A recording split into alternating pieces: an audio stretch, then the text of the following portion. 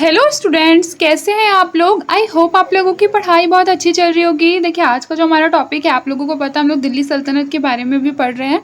तो ये उसका नगरीय जीवन एवं वहाँ के दास दस्तकार और उसके बारे में कुछ अन्य इन्फॉर्मेशन के बारे में पढ़ेंगे। तो चलिए ये देखते हैं।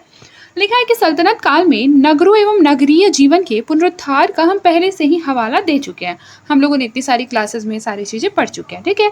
तुर्क शासक वर्ग को नगरीय जीवन खास तौर से पसंद था।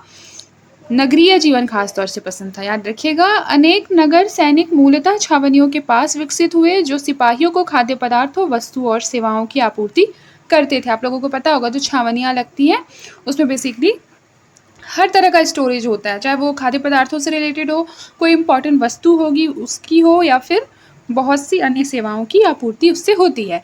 कालांतर में इन्हीं में से अनेक नगर सांस्कृतिक केंद्रों के रूप में विकसित हुए। देखिए, लिखा है मध्यकालीन नगरों की आबादी मिली-जुली थी। इसमें अनेक कम स्थिति वाले अमीर, बड़ी संख्या में सरकारी कार्यालय चलाने वाले बाबू आदि होते थे। बड़ी संख्या में दुकानदार, दस्तकार, भिखारी आदि भी नगरीय आबादी में शामिल थे। स्पष्ट है कि बाबू और निचले सरकारी हाकिमों के पद उन्हीं लोगों को दिए जा सकते थे जो पढ़ लिख सकते थे। देखिए, लिखा है चूंकि अध्यापन कार्य अधिकतर मुसलमान धर्मशास्त्री या उल्मा करते थे, उल्मा और ये निचले अधिकारी एक ही तरह से सोचने और व्यवहार करने लगे। अधिकांश इतिहासकार इसी वर्ग से निकले और उनकी रचनाएं इसी वर्ग के मतों और पूर्वाग्रहों को प्रतिबिंबित करती है। भिखारियों की संख्या बहुत थी और वे साधारण जनता की ही तरह हथियार बांधते थे, इसलिए वे कभी कभी कानून व्यवस्था के लिए बड़ी समस्या खड़ी कर देते थे। देखिए, यहाँ पे लिखा है नगरों में एक और बड़ा समूह दासों और घरेलू नौकरों का था। भारत में तथा पश्चिमी एशिया और यूरोप में भी लंबे समय से दास प्रथा चलती आ रही थी। हिंदू शास्त्रों में विभिन्न प्रकार के दासों की स्थिति का वर्णन किया गया है। स्वामी के घर में जन्मे, खरीदे हुए, जीते हुए और उत्तराधिकार में पाए हुए। अरबों ने भी दास प्रथा को अपनाया था और बाद में चलकर तुर्कों ने भी। युद्ध में बंदी बनाना दास पाने का सबसे आम ढंग हो गया था। फिर देखिए, एक विचारधारा के अनुसार ब्राह्मणों के लिए आपातकाल में ही नहीं बल्कि सामान्य काल तक में कृषि कर्म विदित था, क्योंकि कली युग में यज्ञ आदि का जो संचालन है वो जीवन निर्वाह का साधन प्रदान नहीं कर सकता था। आगे देखिए, लिखा स्मृति ग्रंथ इस बात पर जोर देते रहे कि दुष्टों को दंड देना और सज्जनों की रक्षा करना क्षत्रिय का धर्म है और जनता की रक्षा के लिए शस्त्र धारण करने का अधिकार केवल उसी को है। शूद्रों के कर्तव्यों, व्यवसायों एवं उनकी अयोग्यताओं को कमोबेश दोहराया गया है।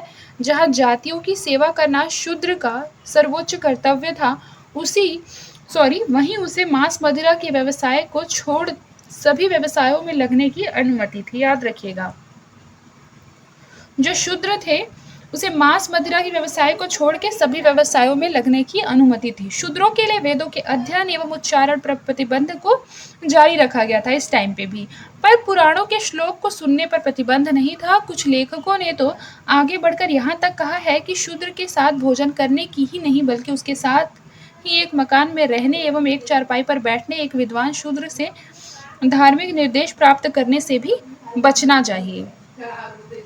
देखिए, लिखा है कि इसे एक अतिवादी विचार माना जा सकता है, लेकिन चांडालों एवं अन्य अंत्यजों से मेल जोल पर कठोरतम प्रतिबंध लगाए गए हैं। हिंदू समाज में स्त्रियों की स्थिति में शायद ही परिवर्तन आया हो। लड़कियों के शीघ्र विवाह, पति के प्रति पत्नी की सेवा, समर्पण संबंधी पुराने नियम जारी रहे थे।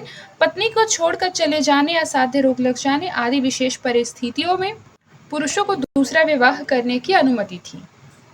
अब देखिए, राज्य की प्रकृति। तो भारत में तुर्क राज्य सैन्यवादी और अभिजातवादी था। तुर्क अमीरों ने आरंभ में राज्य के उच्च पदों पर एकाधिकार पाने की कोशिश की तथा ताजिक, अफगान और गैर तुर्क आव्रजकों को इससे बाहर रखा। तुगलकों के काल में कुलीन वर्ग का आधार और व्यापक हुआ, पर कुलीन जन्मा होना उच्च पद पाने के लिए बहुत महत्वपूर्ण तत्व बना रहा। इसलिए मुसलमानों के और हिंदुओं के विशाल बहुमत के लिए राज्य के ऊंचे पद पाने के अवसर जो है वो क्या थे, कम थे। फिर लिखा है नगरवासी मुसलमानों के लिए सेना में भर्ती होने और सरकारी नौकरी पाने के अवसर निश्चित ही अधिक थे। व्यापार पर हिंदुओं का वर्चस्व था और ग्रामीण अभिजात भी वही थे। अब देखिए, लिखा है प्रशासन के प्रशासन के निचले स्तरों पर भी हिंदू ही छाए हुए थे, जिनके सहयोग के बिना राज्य का काम नहीं चल सकता था। इस तरह ग्रामीण हिंदू अभिजातों और नगर केंद्रित प्रशासकों के बीच सत्ता में एक अनकही भागीदारी दिल्ली सल्तनत के लिए सर्वोच्च महत्व का तत्व था। हालांकि इस विभिन्न समूहों के बीच अक्सर टकराव होते रहते थे और इस संघर्ष को एक धार्मिक रंग दे दिया जाता था। आज भी आप लोग देखे होंगे कि विभिन्न समूहों के बीच क्या होते हैं, टकराव होते हैं और कहीं ना कहीं उसे एक धार्मिक रंग दे दिया जाता है। पर इससे बुनियादी कारण लौकिक हुआ करते थे, जैसे कि सत्ता और जमीन की लड़ाई या भूमि से पैदा अधिशेष में हिस्सेदारी की लड़ाई, क्योंकि उन दिनों जमीन आमतौर पर बेची नहीं जाती थी। इन उद्देश्यों से मुसलमान भी आपस में लड़ते रहते थे। देखिए लिखा है, राज्य औपचारिक अर्थ में इस्लामी था। सुल्तान राज्य के मुसलमान चरित्र पर जोर देने तथा जहां तक हो सके शरीयत का पालन करने में दिलचस्पी रखते थे। इसका मतलब यह भी था कि शरीयत की किसी भी खुली अवज्ञा की अनुमति न दी जाए। सुल्तान राज्य के लाभदायक पदों पर उल्मा को नियुक्त करते थे और उनमें से बहुतों को वे राजस्व मुक्त भूमि दान में देते थे, लेकिन सुल्तान उल्मा को राज्य की नीति में दखल देने की अनुमति नहीं देते थे।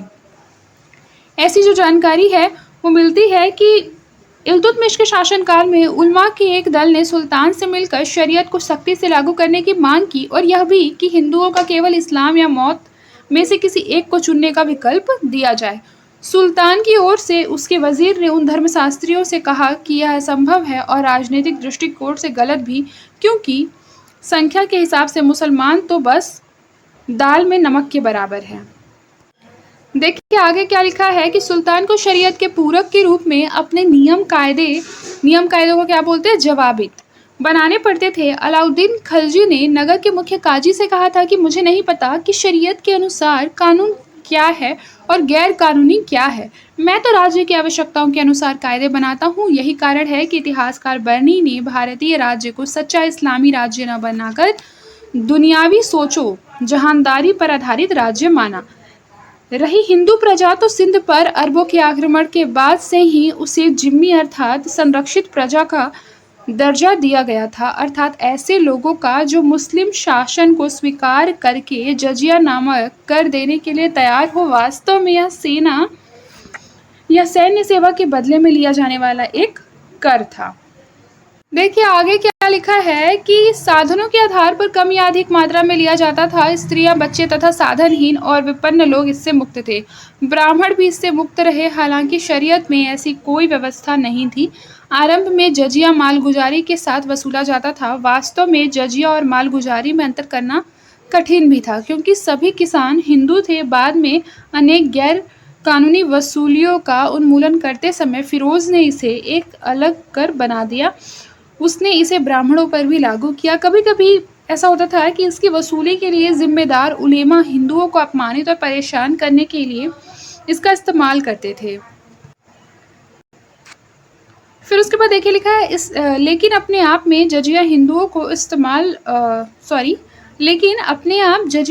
को इस्लाम अपनाने पर मजबूर करने का साधन नहीं हो सकता था। सामान्यतया ऐसा कहा जा सकता है कि मध्यकालीन राज्य समानता के विचार पर नहीं, विशेषाधिकार की धारणा पर आधारित होते थे।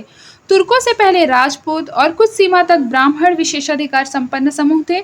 उनकी जगह तुर्कों ने ले ली थी। अब देखिए अगला क्या है, सल्तनत काल में धार्मिक स्वतंत्रता। तो दिल्ली सल्तनत में गैर मुसलमानों को प्राप्त धार्मिक स्वतंत्रता को इसी संदर्भ में देखा जाना चाहिए। विजय के आरंभिक चरण में अनेक नगर तबाह कर दिए गए थे। मंदिर आक्रमणकारियों के खास लक्ष्य होते थे, अंशतः विजय को उचित ठहराने के लिए तथा अंशतः उनमें मौजूद अकूत संपत्ति पर कब्जा करने के लिए। इस काल में अनेक हिंदू मंदिरों को मस्जिदों में बदल दिया गया। मंदिर तुड़वाए गए थे और उसे क्या बना दिया गया था, मस्जिद बना दिया गया था।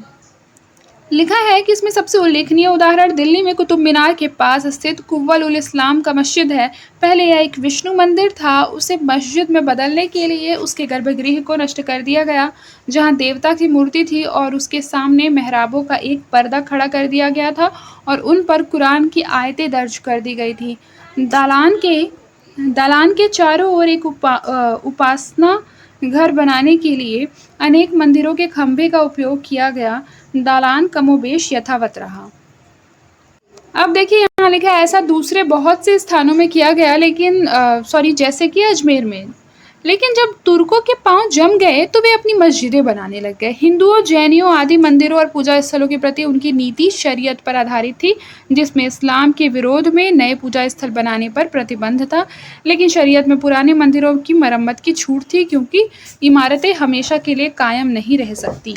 इसका मतलब यह था कि गांवों में मंदिर बनाने पर कोई प्रतिबंध नहीं था, क्योंकि वहाँ इस्लाम के अनुयायी थे ही नहीं। इसी तरह घरों के अंदर मंदिर बनाए जा सकते थे, पर युद्ध के समय सीमित सहिष्णुता की नीति पर अमल नहीं किया जाता था। मतलब नीतियाँ बनाई तो जाती थी, लेकिन उस पर अमल नहीं किया जा सकता था। जैसे आप लोगों ने देखा होगा कि जो मुगल काल में बेसिकली बहुत से ऐसे, मतलब दिल्ली सल्तनत में बहुत से ऐसे शासक आए थे जो बोलते तो थे कि हम सहिष्णुता की नीति को अपनाएंगे, लेकिन कहीं ना कहीं वो अपनी नीति पर अमल नहीं कर पाते थे। लिखा है कि तब इस्लाम के विरोधियों से लड़ना और उन्हें नष्ट करना पड़ता था, चाहे वे मनुष्य हो या देवता।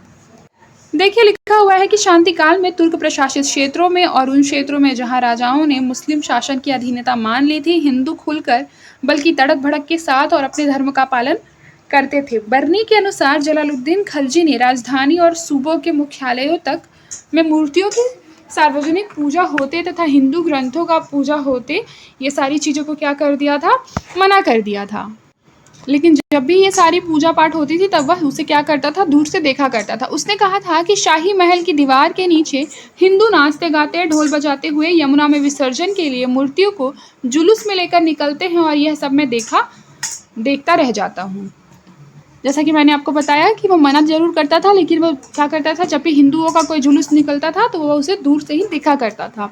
रूढ़िवादी धर्मशास्त्रियों के एक वर्ग के दबाव और कुछ सुल्तानों तथा उसके समर्थकों के तंग आकर उसके दृष्टिकोण के बावजूद भी सीमा के अंदर सहिष्णुता की यह नीति सल्तनत काल में जारी रही। हालांकि कभी कभी इसमें विचलन भी आते थे। कभी कभी युद्धबंदियों को मुस्लिम बना लिया जाता था और अपराधी इस्लाम स्वीकार कर लेते थे तो उन्हें दंड से मुक्त कर दिया जाता था। फिरोज ने एक ब्राह्मण को पैगंबर इस्लाम की निंदा के आरोप में मृत्यु दंड दिया था। फिर देखिए, कुल मिलाकर देखें तो इस्लाम का प्रसार तलवार के बल पर नहीं किया गया। अगर ऐसा होता तो दिल्ली अंचल की हिंदू आबादी का सबसे पहला धर्मांतरण होता। मुस्लिम शासकों ने मान लिया था कि हिंदू धर्म इतना प्रबल है कि उसे ताकत से नष्ट नहीं किया जा सकता, मतलब उस पर ताकत नहीं लगाया जा सकता। ठीक है, जैसे बोलते ना कि कभी ऐसा हो सकता है कि किसी की आवाज़ को रोका नहीं जा सकता, भले उसे दबाया जा सकता है। ठीक है, फिर उसके बाद देखिए, जैसे कि मान लीजिए कुछ देर के लिए हम क्या कर सकते हैं कि किसी को दबा सकते हैं, लेकिन हमेशा के लिए उसकी आवाज़ रोक सकते हैं क्या? नहीं रोक सकते। ठीक है, क्योंकि जो सत्य हो सकता है, सत्य को एक तरह से दबा सकते हैं हम थोड़ी देर के लिए, कुछ साल के लिए भी, लेकिन एक ना एक दिन क्या हो सकता है, वो सत्य अवश्य प्रकट हो जाता है। फिर देखिए, लिखा है कि दिल्ली के प्रसिद्ध सूफी संत शेख निजामुद्दीन औलिया ने कहा था कि कुछ हिंदू जानते हैं कि इस्लाम सच्चा धर्म है, पर वे इस्लाम कबूल नहीं करते। बर्नी का भी कहना है कि हिंदुओं के खिलाफ बल प्रयोग का उन पर कोई प्रभाव नहीं पड़ता। देखिए, इस्लाम में धर्मांतरण का कारण राजनीतिक या आर्थिक लाभ पाने की आशा या सामाजिक स्थिति में सुधार की संभावना थी। कभी एक महत्वपूर्ण शासक या कबीले का सरदार धर्म बदलता तो उसकी प्रजा उसका अनुकरण करती थी।